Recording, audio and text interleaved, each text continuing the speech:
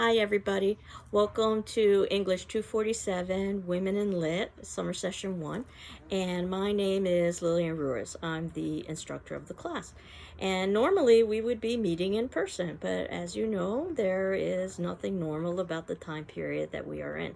So I made this video to give you a sense of what I would have been talking about in class, and actually this is what I will be doing over the course of this semester, is posting videos of myself and then giving you an opportunity to talk a little bit about the class content and class discussion forums and some writing assignments.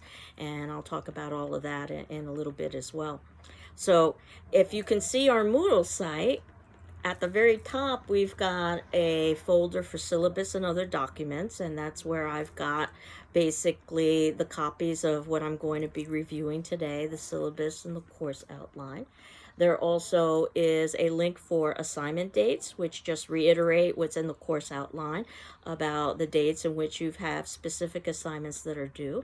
You've also got a link for past class sessions. So what I will do is that every week I will move the previous week over to the past class sessions area, and then you will have visible to you the week that we are currently in. You can see I've got a class discussion forum, and that's where we can interact with one another in the way that we would if we were meeting in person in class. I also have an optional live chat, and that will be an opportunity where you could chat with me, and that happens to be on Tuesday from 12 to 12:30, and you're not required to attend, but anybody who does attend, we could basically have a kind of impromptu class session. And then on Thursdays from 12 to 12:30, I'll have an optional live Zoom. And again, not required, but that's where you can interact with me if you so wanted to in the way that we would normally do in a class. It'll be open to everybody. And of course, you can always meet with me individually as well. So, in terms of reviewing the course syllabus, which is what you've got in the first section, syllabus and other documents, you can see that my name is listed there. Most people call me Lillian. I'm pretty informal. And you can see that my email is there, Ruiz, which is just my surname, at gcc.mass.edu. I don't have a first initial because I started teaching at GCC in 1993. It's hard to believe so much time has elapsed. So those were the very, very early days of internet and email. So at that point, email addresses were based just on surname. And you can also see that my phone is there. Obviously, because of COVID, I'm not on campus, but you can always leave a message and I will be checking my phone messages. And as I indicated, our optional Moodle chat is on Tuesdays from 12 to 12:30, and our optional Moodle Zoom is on Thursdays from 12 to 12:30. Or you can make an office hour by appointment, either via Zoom or chat room or telephone. I want to try to be as flexible as possible in these very challenging times. So you can see that the next section is about textbooks. I was informed by one of you that the bookstore, as of a couple of days ago, had not listed the textbooks. I think that has been rectified at this point. So you can see the text that we're reading, and I would have ordered hard copies of these texts through the bookstore, but you can basically choose whatever text you like. And I've also included, and you'll see this in the course outline, links for all of the readings as well that are available online. So obviously, if you are working with an online version or with a different text, your page numbers might be different than my page numbers, but basically there isn't any specific required text, as long as in one way or another you can get Kate Chopin's The Awakening, which happens to be a short novella, which means it's in between a novel and a short story. It's not quite as long as a novel, but it's shorter than a short story. And also one of her short stories, which is entitled The Story of an Hour. The text I found for this is called The Awakening and Selected Short Stories, so there are other pieces that are included in there, but we wouldn't be reading them for the class. Emily Dickinson poems, and when we get to Emily Dickinson, you'll see that I'm going to ask you to choose an Emily Dickinson poem. She wrote over 1,000, so you've got quite a bit to choose from. That said, usually the definitive version for Emily Dickinson is something called Final Harvest, and we'll talk about how that was the first version that basically published Emily Dickinson's poems without any kind of editorial corrections, so that's considered to be the definitive. But again, I'll provide you with links where you can find very similar things online if you so wanted to. Frankenstein, and that oftentimes is a surprise for some readers that it was a female author, Mary Shelley, who was married to the great famous romantic poet Percy Shelley, who wrote the text Frankenstein. And again, I ordered a text for us, but you can use any text you'd like or the web link that I've included. And Frankenstein is a novel, so we'll be spending additional time on that than we would for some of the shorter pieces. Incidents in the Life of a Slave Girl by Harriet Jacobs, which you may or may not heard of, but it's an incredible slave narrative. Jane Eyre, which I suspect you probably have heard of, in Charlotte Bronte. And a text by Jane Austen, and Jane Austen's known for very long texts, so I chose one of the shorter texts, and also a text that's very important in terms of class issues, and that's called Persuasion. As well as a note that it's assumed that you have a good dictionary thesaurus for reference, and I assume you've already got that loaded onto your computers. But having that and actually using that can be two different things. So those are the texts that we're going to be reading over the course of the semester. That basically we are focusing on female writers from the 1800s, which is what Women in Literature is about. And you can see that in the course description. That this class, Women in Literature 1, is a study of work by women writers through the 19th century, and students discuss literature in various genres within the historical and social context of the times, in relation to early literary movements, and from the perspective of a unique female tradition. You can see there is a prerequisite for this class, what we call a GCC Comp 2, or an Introduction to Literature class. That would be, for us at GCC, either English 112, 114, or 116. So if you think you don't have that prerequisite, please let me know, and then we can talk about what options are available for you. And under student learning outcomes, you can see that this is what our goal will be over the course of the semester. Number 1, to read, critically examine, and appreciate the literary voices of British and American women in the 19th century. Number 2, to identify major themes and issues in 19th century women's literature. You'll begin to see some patterns. Number 3, to see the relationship between 19th century women's literature and our present day world. And that's one of the things in terms of literature, that regardless of its age, it should be somewhat timeless and universal so that it's still applicable. And then finally, to improve oral and written communication skills. I have that on all of my syllabi, regardless of the class. And while I mostly teach English classes, I also teach public speaking classes, and I also teach media and popular culture classes. And improving oral and written communication skills is, I think, something that is applicable to all classes at GCC and basically any educational institution. And you can see that I've given you some prose here about what English 247 is as well, that it offers a general introduction to the content and techniques of 19th century women's literature. Representative literary works will be studied. Obviously, we can't read everything.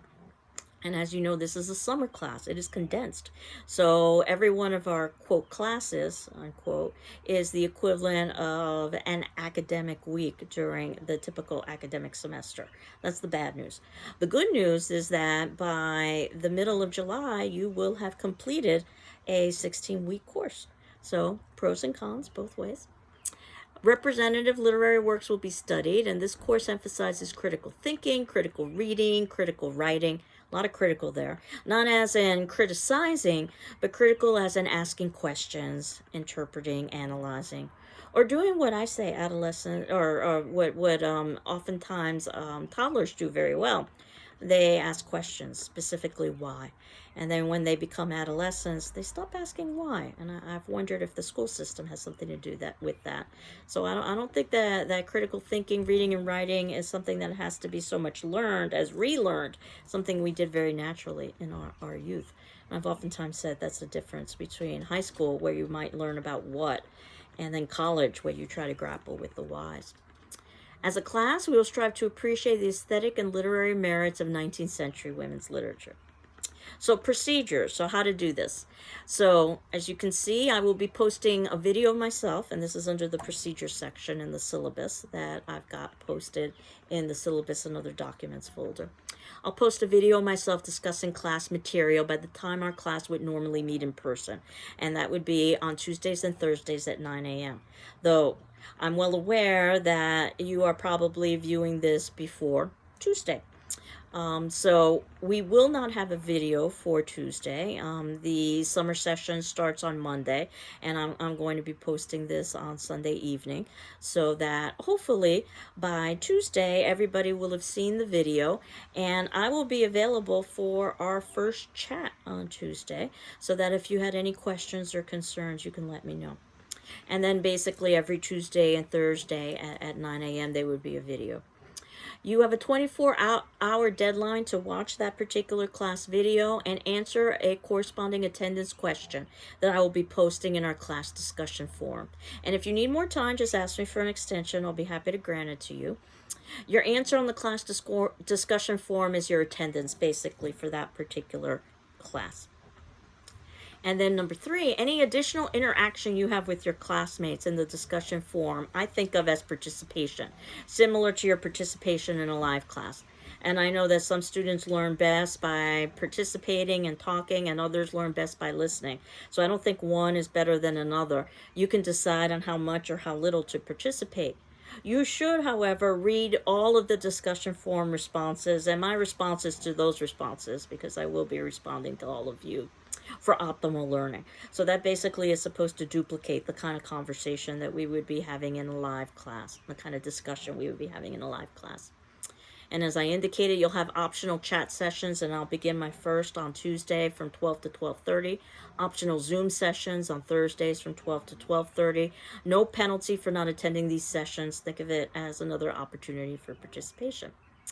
And then finally, you have written assignments, and you will submit your written assignments, and they include journals, papers, and the final exam, all of which I'll discuss in a few minutes, to my email, which again is my surname, ruiz@gcc.mass.edu, via PDF, because that works best with my grading program. And then I will evaluate the assignments, and I will return the assignments back to you in your email with my feedback.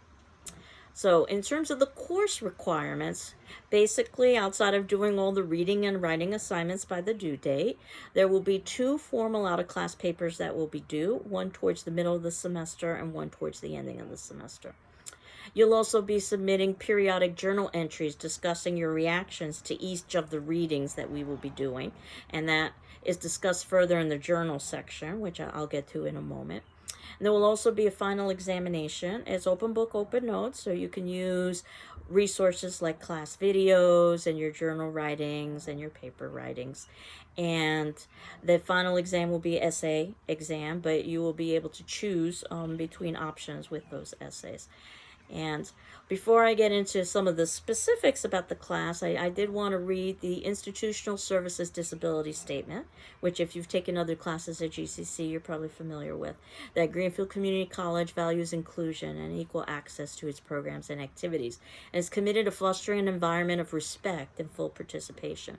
Our goal is to create learning environments that are equitable, inclusive, and welcoming. If there are aspects of the instruction or design of this course that result in barriers to your inclusion or accurate assessment or achievement, please notify the instructor, me, as soon as possible. And if you are a student with a disability or may need reasonable academic accommodations, please contact the Office of Disability Services as soon as possible to discuss your needs and options. And you can see that a website is there as well as a phone number that you can contact. And I also wanted to talk to you about the GCC Wellness Center, which is where the Disability Services offices is housed.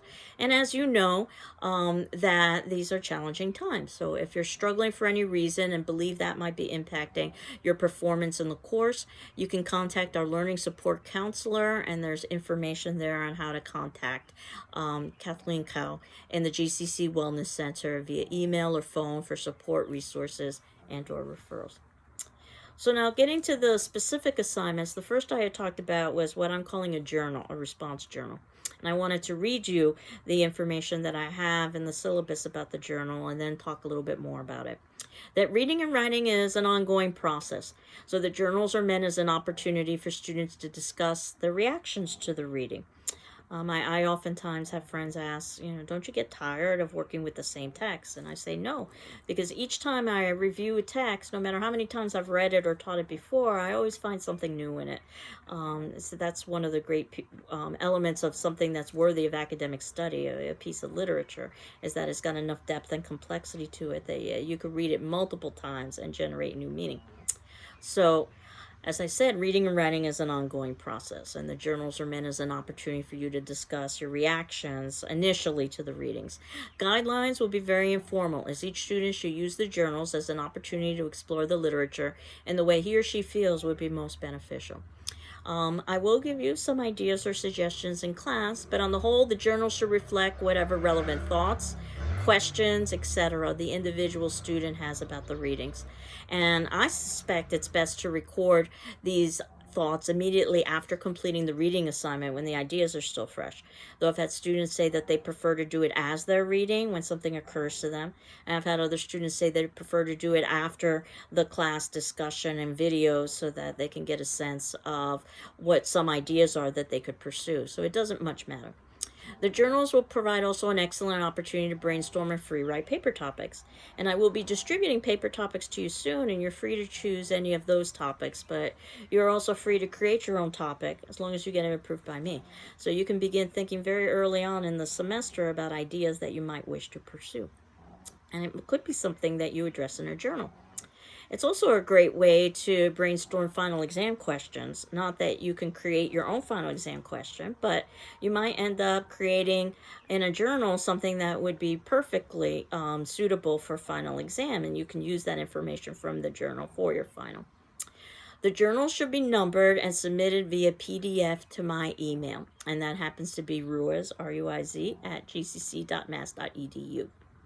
And they'll be graded as excellent, which is a check plus, satisfactory, which is a check, less than satisfactory, which is a check minus, or unsatisfactory, and that happens to be a minus. So they're not graded on a formal academic schedule or formal academic lettering system. It's much more informal. Late journals will lower your grade by 1 full grade, and no late journal will be accepted after 1 week has elapsed unless you've made other arrangements with me beforehand. So, and again, that's the trick. You can always get an extension. Just ask me for the extension, and I'll be happy to grant that for you. So, attendance. Class activity and discussion is extremely important, can't be made up, so absences will be negatively reflected in your participation grade. So there is a participation grade that I'll talk about momentarily. And while each case is different, anything more than one absence could lower your grade because ultimately one absence would be the equivalent of a week in the academic semester. And you don't need to notify me if you're going to be absent for a particular class. However, do speak with me if you miss several classes. So basically, you can be absent once in the semester, and I assume that there's a good reason for that. But once you start accumulating absences, you need to start talking with me about the reasons why and how ultimately you are going to make up that particular work. As I indicated, consultations, you can meet with me by appointment or optional chat Zoom times. And for the attendance, as I indicated, well, obviously we can't meet in person. I'll have an attendance question every Tuesday and Thursday for you to respond to in our discussion forum that would count as your attendance for that particular class. You'll also have 2 papers, as I had indicated, one approximately midway through the semester, one towards the ending of the semester.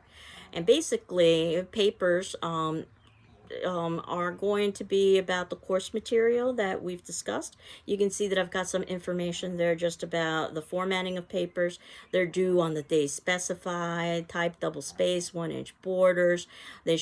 Pages should be numbered and include a cover page, which is just a separate sheet of paper that lists the paper title, your name, the course and section number, my name, and the due date. So that's just formatting information that we'll talk about again as assignments come due.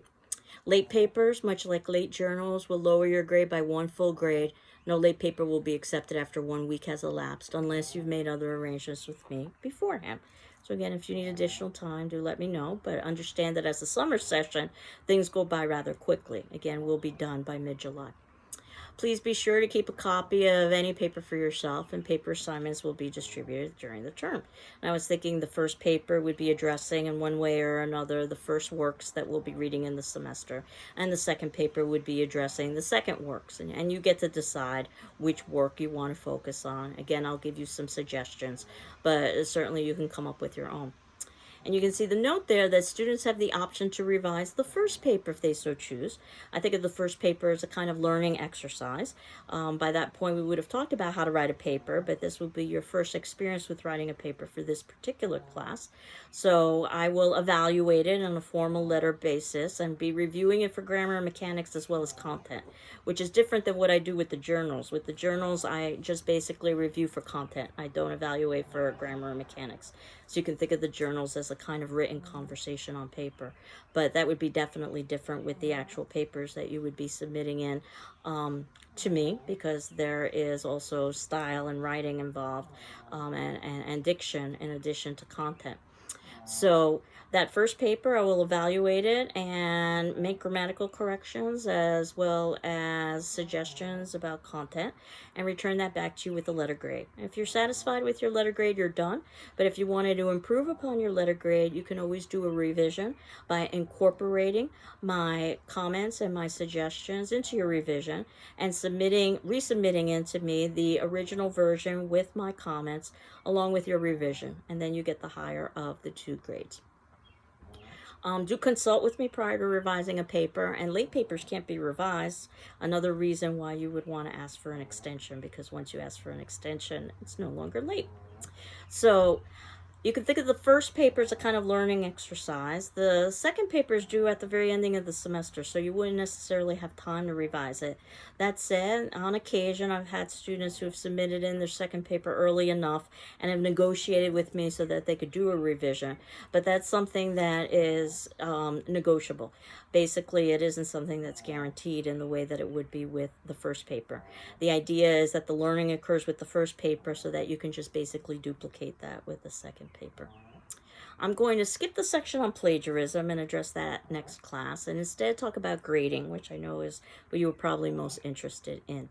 These are approximate percentages, where 10% is participation.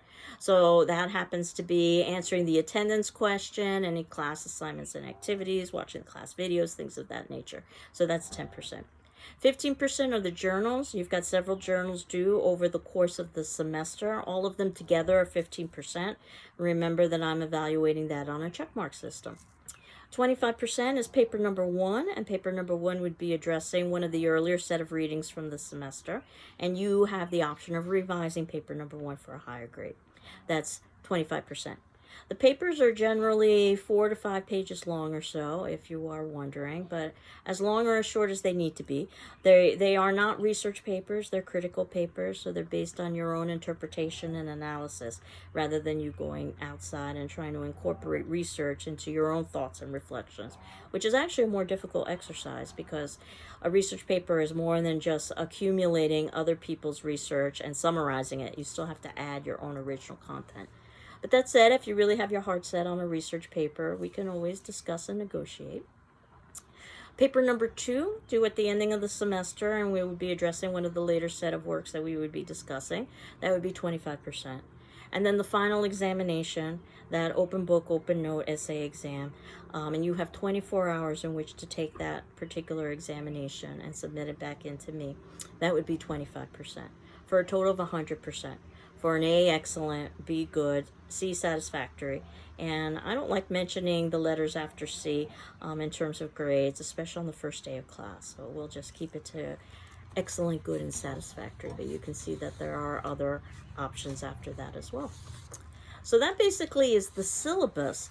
And then the course outline, which is in a separate document, is basically listing our assignments and when they are due.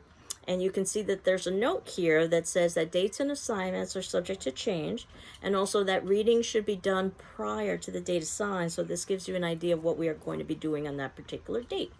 You can see that I've divided up everything into weeks. We are in our first week on the 25th of May, and this was supposed to be for our Tuesday class if we were meeting in person, where I would just do an introduction, where basically I would introduce myself, we would review the syllabus and the course outline, you would introduce yourself to your classmates. That would be our first class. Our second class on Thursday, which would be the 27th, is a reading day, meaning that we will not be meeting. So this is an opportunity for you to get your texts if you haven't already done so, to get settled into the class. This allows people also to add to the class who are adding after our first class. And also, finally, it allows you to get ahead with the reading because there is a good amount of reading in this particular class. So I encourage you to get ahead as much as possible. You can see that in week 2, we begin in earnest. And our first readings will be fairly short. That's on the 1st of June, where by Tuesday, what I will be talking about is an essay called The Cult of True Womanhood. And that happens to be by an author by the name of Wilter, to give us a foundational background on basically what life was like in the 1800s for a female. And it was taken actually from a survey of popular magazines at the time. I think I told you that I have an interest in media and popular culture. You can learn a great deal about a society through the media and popular culture of their times. And I also wanted us to discuss a short story by a very famous author of this time period, Kate Chopin. The story is called The Story of an Hour, which you may have read at another point. And that is included in The Awakening and Selected Stories of Kate Chopin, the text I ordered, on page 217. Or you can find it on your own, and I've also included a web link that you could refer to as well. And then on Thursday, we're beginning the text Frankenstein. So you can see that we've got basically 2 class periods, or that would be the equivalent of 2 weeks worth for each of these texts, and they happen to be novels. So what you may want to do is just to determine the length of the actual novel and divide that up by the number of days that you've got to devote to that particular novel before we address it in class. But one way or another, you want to try to plan some sort of a reading schedule. It would be ideal if by the 3rd of June you could be done with Frankenstein in its entirety, so that while we're talking about Frankenstein, you've already read it and you're reading the next novel and preparing for that. But I understand the world isn't always ideal, so do the best that you can. But you can see that Frankenstein will be what we will be discussing as a class on the 3rd and the 8th of June. And this is also around the time when your first journal will be due on the 8th of June on Frankenstein, where a journal is approximately a page or so long, but it can be as long or as short as you'd like it to be, on your thoughts and reflections and questions about Frankenstein. Again, I'm reading for content, not necessarily for grammar, just another way for me to be able to interact with you. But this is more private than what we would be doing if we were answering an attendance question, let's say in a discussion forum, where the entire class could see it. The journal would just be between you and between me. So you can see that we move on to our next novel, which happens to be Persuasion. And that also is a text that I've ordered, or you can refer to the link that I've included for you. And that happens to be Jane Austen. And Persuasion tends to be a bit of a dry read. It happens to be about an upper class family, and I wanted to talk about what life would be like for the upper class female, as opposed to what life would be like for a lower class female or even a slave during this time period. So we're going to talk about all of this over the course of this semester. What's interesting about Frankenstein is that while it was written by a female author, it's a very male-centric text itself, and we'll talk about why that is, and how commentary about female is still embedded in this male-centric text. Once we get to Persuasion, we have a central female character, but from a very privileged society, and we'll see how her life is different from someone like Jane Eyre, which happens to be the next novel that we will be reading. And again, I've ordered a text for that, but you can refer to the web link or use your own text. And Jane Eyre is definitely not as privileged as the character Anne Elliot in Persuasion. We'll talk about what that means for her life, Jane Eyre's life. This is around the time your first paper would be due. Your second journal on Persuasion would be due around the 15th of June. You can see that basically you'll have a journal due after we've finished discussing a particular text. Your journals will be due on midnight of that particular day, or 11:59 p.m. actually of that particular day. And then approximately the 22nd of June is when your first paper is going to be due. Probably most of you will be writing on Jane Eyre or Persuasion, though there is a possibility that you can also write on Chopin's Story of an Hour. The writing on a short story is a very different kind of exercise than writing on a novel. So those are the three pieces of literature we'll be reading after we read The Cult of True Womanhood, which is basically just an analysis of what life was like during the time. It's not necessarily a piece of literature per se. You can see that our journal on Jane Eyre would be due on the 24th of June. And then we move from Jane Eyre to Emily Dickinson and her poetry. We're spending only one class on Emily Dickinson's poetry. And my thoughts for Emily Dickinson is I have a documentary for you to watch about her life. And then I'm going to ask you to choose at random a poem that you find interesting. And whatever poem you choose is the poem that basically we will be discussing in class during that particular time. She wrote over 1,000 poems, so there are quite a few. And I've got my own poem that I'll choose and I'll share with you and discuss some of the reasons why I chose that particular poem. So on the 24th, we discuss Emily Dickinson's poetry, and that's the date in which your journal on Jane Eyre is due. And then we're in week 6, believe it or not, by that point. On the 29th, we will be reading Incidents in the Life of a Slave Girl. A fascinating story, actually, about a slave girl during this time period. And her name, Harriet Jacobs. And she calls herself Linda Brent. We'll talk about some of the reasons why. And you can see we've got 2 classes devoted to this particular text, the 29th and also the 1st of July, Tuesday and Thursday. And on the 1st of July is when your 4th journal would be due, and that happens to be on Incidents in the Life of a Slave Girl. And then our very last class, which we circle back to Kate Chopin, which is how we began, but rather than talking about her short story, The Story of an Hour, we'll talk about her novella, something that's longer than a short story, but not as long as a novel. That happens to be The Awakening, so we'll be devoting just one class to that. And our very last class on the 8th of July is when you would be handing in your journal for The Awakening and also handing in paper number 2. And I encourage early submissions as well, so you don't necessarily have to wait until that particular date.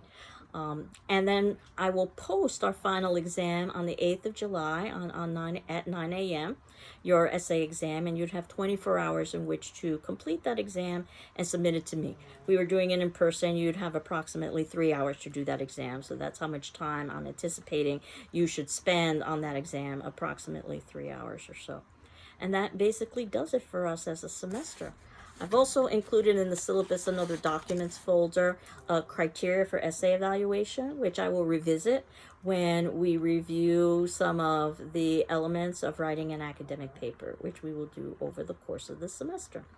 So for today's attendance question, as you can see posted on our Moodle site, you can see that week 1 is listed after that top section with our folders and our options. Week 1, 525 and 527.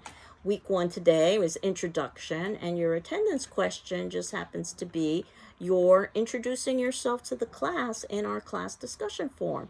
And again, we would have done this in person if we were meeting in person.